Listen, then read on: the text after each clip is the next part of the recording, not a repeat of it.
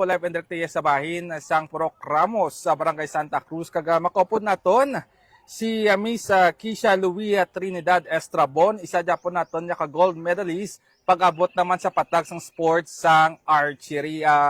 Kisha, mayong hapon. Mayang hapon po. Kisha, isa sa mga aton nga pala makutunon sa imo is kamusta ang preparation ini anay sa inyo siniya nga pagpadulong dito ya sa Agusan del Sur para sa aton nga palarong pambansa 2026. Masaya po at saka handang-handa po. Okay.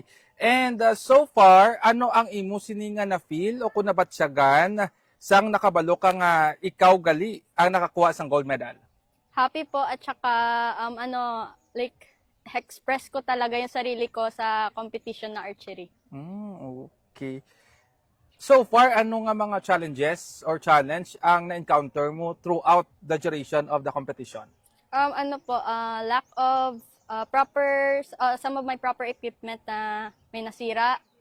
Tapos ang weather conditions doon sa Agusor. Okay. Pero sa naman siya mo nga may mga equipments ka nga na nasira, ano ang ginhimo mo? Sino paano ini nakayo or may mga reserves ka nga daan nga mga equipment? Meron po akong reserves pero it's more better na gamitin ko yung sarili ko talagang gamit na napraktisan talaga bago Correct. maglaro sa game. Oo. I see. First time mo nga nag-join sa palarong pamasa or before nagasali ka na gid? Ikadalawa ko na po na time ito magpalarong pambansa. Last year, rank 30 ako sa palaro because of equipment ko. Okay. Pero may mga kabombo kita nga nagapamangkot sa imo Kisha. Pila ka nakatuig nga naga-practice, nga naga-join sa archery kag paano ini nag-umpisa? Pwede mo kami nga matagaan ligwa. Nagsali ako sa archery for 6 years. Nag-start ako nung grade 2 ako. At 8 or 9 years old na. At all the way through nag-training ako ng mahirap para sa sa sarili ko para makanalo ng medal. So far, ano ang mga plans ni Kisha Subong right now after nga kakuha sang gold medal sa palarong pambansa 2026? Mag-practice pa po ulit para makasali sa mga competitions na maka-require sa akin na makapasok sa national team ng Pilipinas. Okay. That's good to hear. And pwede natin mabalaan, Kisha, kung sino ang mga inspiration mo sa padayon mo yung pagsali sa archery. Ang aking po pamilya at saka mga kaibigan ko na nag-support sa akin palagi. Okay. Since nga ikaw is 19, I'm right? Or 16? Pa lang po, mag-15 pa lang, mag-15. 14 pa lang po ngayon. Oh, so meaning, di ka nag-eskwela gali, Kisha? Sa Dolores Peneza Montessori Academy Incorporated. Okay. So paano mo ginabalanse, Kisha, ang imo sini nga ACADS kag sa imo sini nga sports?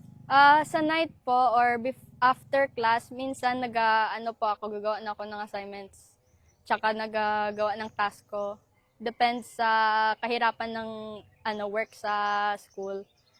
Tapos sa schedule sa pag-training, may specific time talaga akong mag-training sa labas dito sa bahay po namin malapit. Okay. Sige. Last question na lang, Kisha, sa mga kabombo natin or sa mga kabataan na gustong mag-join sa archery. Ano ang masasabi mo at the same time, mensahe mo na lang sa kanila? Go ahead po. Always push yourself sa larong ito kasi ito ay hindi siya madali at hindi rin siya mahirap. It's siya na sport, very very focused into hitting the target. And then ang masabi ko lang po sa mga ibang tao na gusto magsali at saka sa iba na may sports is gusto ko po sa inyo na hindi kayo mag-isip na mababa na kayo kung natalo na kayo. It's just the beginning of your sport. Okay. With that, Kisha, madamong salamat kag sa liwat. Ang aton siniyang gold medalist pagabot sa patag sang archery, Kisha Louie Trinidad Estrabon. Madamong salamat. Nakitaan ko sa imo nga tarpaulin nga naka-indicate ining new record breaker kag ikaw naka-achieve ako nakakuha sang gold medal, silver medal kag bronze medal. Pwede mo ma-explicar sa amon ni Kisha kung ano ang busilingon sini kay medyo ano siya sa mata ng interesting kasi nakapagkit ako na butang diri nga new record breaker. Pwede mo ma-explicar sa amon ni Kisha. Go ahead. So, ang nakuha ko na record na nasira ko po ngayon na palarong pambansa is sa 70-meter distance. Okay. Ang last po na record holder was from Caraa region. And ang points niya po is 316. Okay. Ang akin ngayon na nakuha na score was 318 points. Okay. 2 points away lang po from last year's. Okay. Palaro player na magaling rin.